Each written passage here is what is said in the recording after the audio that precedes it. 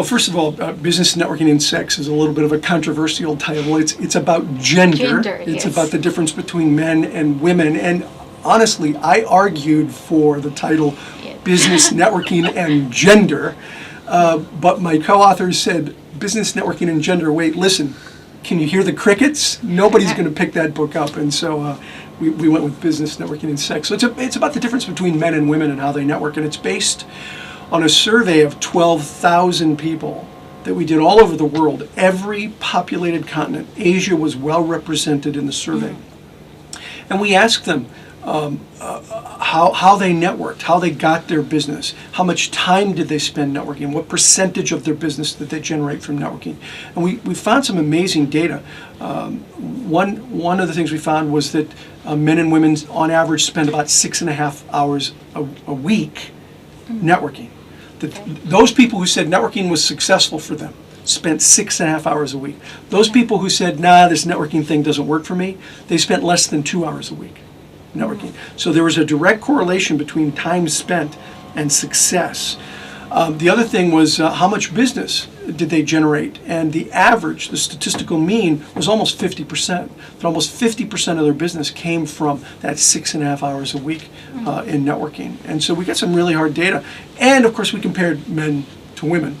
And women did very well in the survey. They actually worked a little bit less time, just a little less time spent networking than men, but they generated a higher percentage of business than men did in networking. So women did very well, and I think the reason for that is that women tended to focus more on relationships.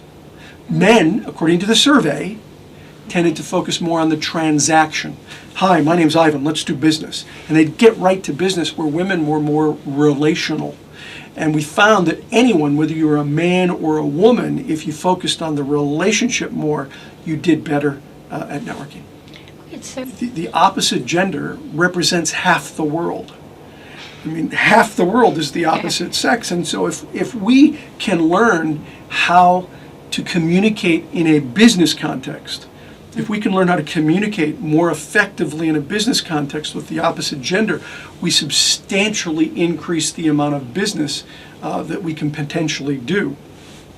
And my co-authors and I, Hazel Walker and Frank Durathli, have both been involved in B&I and in training for many years. And we all noticed that men and women didn't quite gel as effectively as they could in a business context. And so we did the survey so that we could come up with strategies that men and women can use to communicate more effectively with the opposite gender in a business context so that they can get more business. And we found that. We absolutely found very simple but effective things for both men and women to do in order to communicate better with each other.